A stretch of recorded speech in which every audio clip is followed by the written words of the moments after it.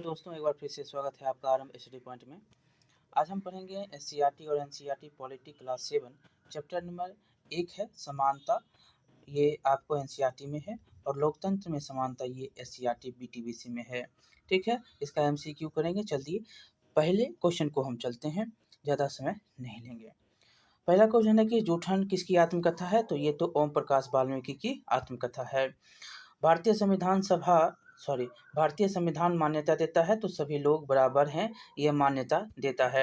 अगला क्वेश्चन देखिएगा, संविधान जो है भारतीय संविधान में कितने मौलिक अधिकार हैं? 6 मौलिक अधिकार। भारतीय संविधान में कितने मौलिक अधिकार? 6 मौलिक अधिकार हैं। चौथा नंबर है कि सभी लोकतंत्रों का आवश्यक पहलू क्या है?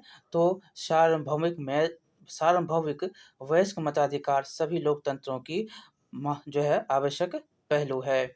अगला नंबर क्वेश्चन देखेंगे, मौलिक कर्तव्य भारतीय संविधान में कितने हैं? तो 11 है। यहाँ पर कुछ बातें हम आपको यहाँ पर बता दें, बहुत ही इम्पोर्टेंट है कि पहले तो 9 ही था, लेकिन 10वां जो जोड़ा गया 1976 में 42वें संविधान संशोधन के अनुसार जोड़ा गया, और जो 11वां जो कर्तव्य जोड़ा गया वो 86वें संविधान संशोधन 2002 के द्वारा जोड़ा गया था। टोटल कितने हो गए? 11 हो गए। अगला क्वेश्चन देखेंगे, मध्याह्न भोजन योजना कब शुरू की गई? तो ये किया गया 2001 में। मध्याह्न भोजन योजना 2001 में चालू की जाती है। का व्यवहार किसके विरुद्ध है? कानून के विरुद्ध है। भेदभाव का व्यवहार किसके विरुद्ध? कानून के विरुद्ध है। नंबर देखिएगा, लोकतंत्रीय सरकार के मुख्य तत्व कौन से हैं? तो लोगों की भागीदारी है, संघर्षों का शांतिपूर्ण समाधान है, और समानता और न्याय। सभी के सभी जो है लोकतंत्रीय सरकार के मुख्य तत्व पाए होते हैं। 10वां नंबर क्वेश्चन देखें, निम्नलिखित में से कौन सा संविधान में प्रावधान नहीं है? तो 3 पढ़ेंगे। कानून के सामने हर व्यक्ति समान एकदम है। किसी भी व्यक्ति के साथ उसके धर्म, नस्ल, जाति, जन्म स्थान या लिंग के आधार पर भेदभाव नहीं किया जा सकता। ये भी है सही, जो आपको अभी टीचर में अच्छी तरह से ये मिल रहा है।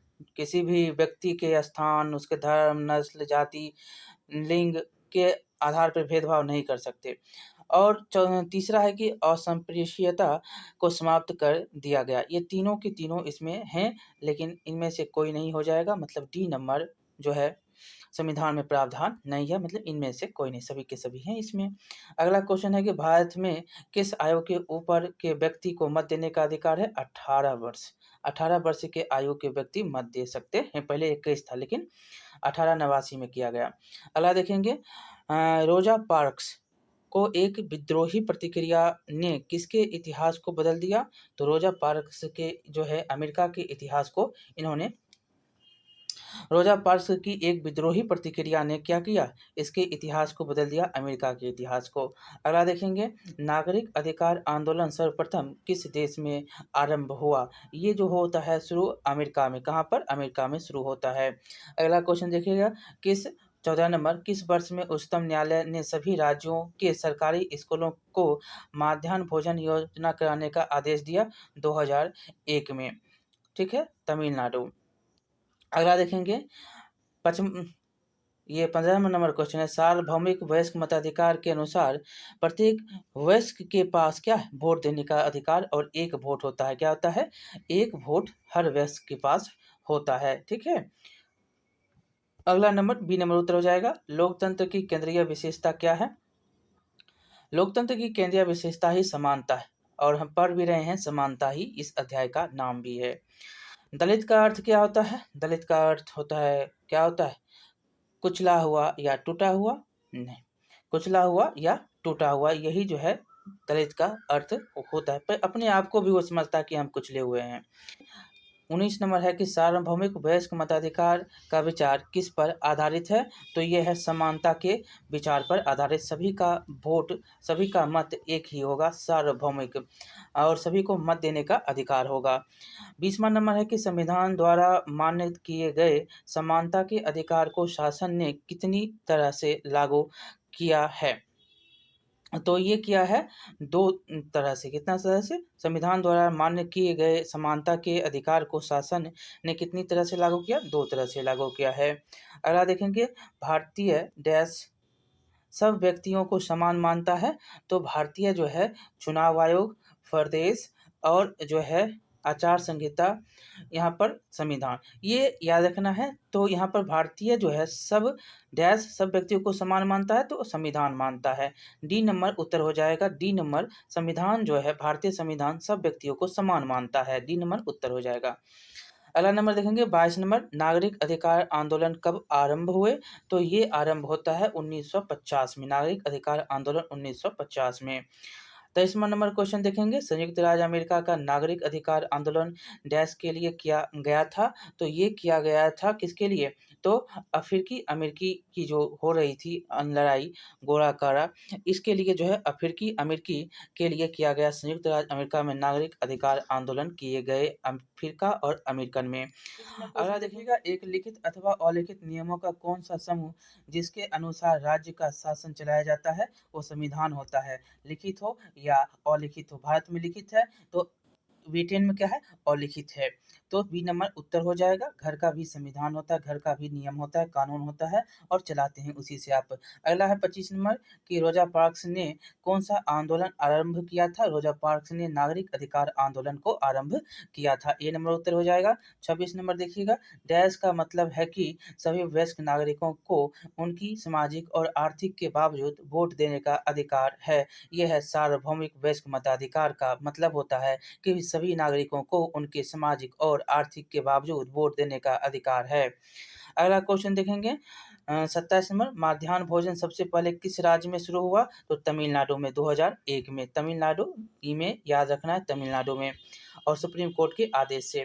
अगला देखेंगे, यहाँ पर सभी राज्यों में शुरू हो गए थे। 28 नंबर क्वेश्चन है कि किस वर्ष नागरिक अधिकार अधिनियम के तहत भेदभाव को निषेध किया गया? तो ये किया गया 1964 में। ये भी क्वेश्चन ऊपर में हमने पढ़ा था 1964 में।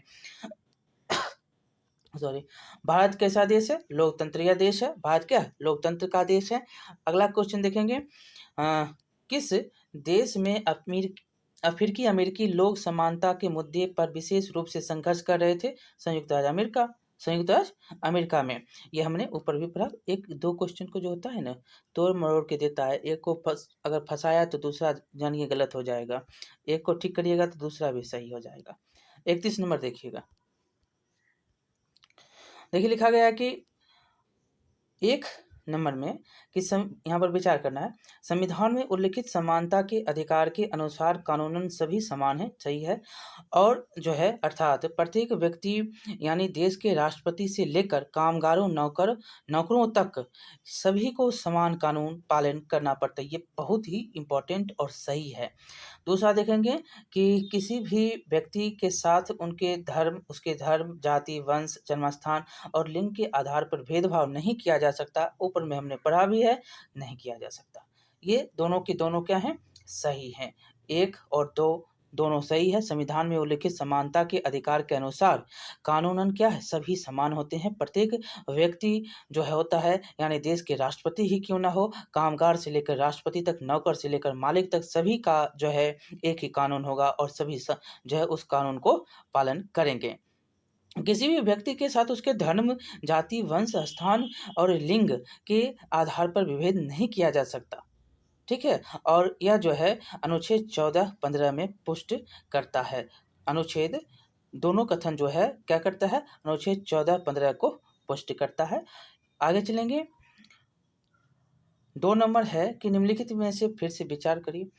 विचार करना है कि निम्नलिखित में से पहला है कि स्कूल में दोपहर का भोजन देने की योजना सर्वप्रथम आंध्र प्रदेश, इसी प्रकार से इसको काटिए, ऊपर तमिलनाडु पढ़ के आए हैं। और अगला है कि 2001 में उच्चतम न्यायालय ने सभी राज्य सरकारों को इसे अपने अपने राज्य के स्कूलों में 6 माह के अंदर प्रारंभ करने का जारी किया। एकदम सही बात है, ये तो किया था। तो 2 नंबर सिर्फ सही है और ये आंध्र प्रदेश, अगर तमिलनाडु रहता तो हो जाता, तमिलनाडु नहीं है तो गलत हो जाएगा। स्कूल में सबसे पहले कौन? तो तमिलनाडु। दोपहर का भोजन देने का योजना सर्वप्रथम तमिलनाडु में शुरू की गई और इस कार्यक्रम को काफ़ी सकारात्मक प्रभाव दिखाई दिया और इस कार्यक्रम से जातिगत पूर्वाग्रहों को कम करने में काफ़ी सहायता मिली, क्योंकि स्कूल में उच्च निम्न जाति के बच्चे साथ में भोजन करते हैं। इस कार्यक्रम में जो है इन इस कार्यक्रम में उन निर्धनों विद्यार्थियों को भूख मिटाने में भी सहायता मिली और सहायता की मिली और जो है खाली पेट स्कूल वो आते हैं और सुबह खाली पेट आ गए और दोपहर का खाना आपको यहाँ पर मिल गया और इससे बच्चों की उपस्थिति क्या हो गया? बढ़ गया। सुबह में कुछ खा पी के आते हैं, ऐसे भी विद्यार्थी होते हैं जो नहीं खा के आते हैं। वो इंतज़ार करते हैं कब गाड़ी आएगा देने वाला। चलिए ये हो गया 2 नंबर सिर्फ सही और अंतिम क्वेश्चन आपका होगा। तीसरा नंबर विचार करना है कि रोजा पार्क्स की विद्रोही प्रतिक्रिया से अमेरिका में अफ्रीकी अमेरिका के साथ असमानता को लेकर एक विशाल आंदोलन प्रारंभ हो गया जो नागरिक अधिकार आंदोलन मतलब सिविल राइट्स मूवमेंट कहलाया। एकदम सही बात है। दूसरा देखेंगे अमेरिका के 1964 के अधिकार 1964 के नागरिक अधिकार अधिनियम ने नस्ल, धर्म, राष्ट्रीय मूल्य के आधार पर भेदभाव को निषेध कर दिया। वह अफ्रीकी अमेरिका बच्चों के लिए सभी स्कूलों के दरवाजे भी खोल दिए गए। दोनों सही हैं, दोनों के दोनों सही हैं। ऊपर भी हमने पढ़ा इनके बारे में बहुत ही अच्छी तरह से। सिविल राइट्स मूवमेंट जो है रोजर पार्क्स का नाम याद रखेंगे। अफ्रीकी अमेरिका जो है आंदोलन इनके द्वारा जो चलाया गया ये बहुत ही जो है कारगर साबित हुआ और सभी बच्चों के लिए एक तो वरदान साबित हो गया। अब जो है सभी बच्चे एक स्कूल में पढ़ेंगे। आपका चैप्टर जो है यहाँ पर समाप्त होता है। अब लाइक शेयर सब्सक्राइब करिएगा। बहुत बहुत धन्यवाद। मिलते हैं अगले चैप्टर में।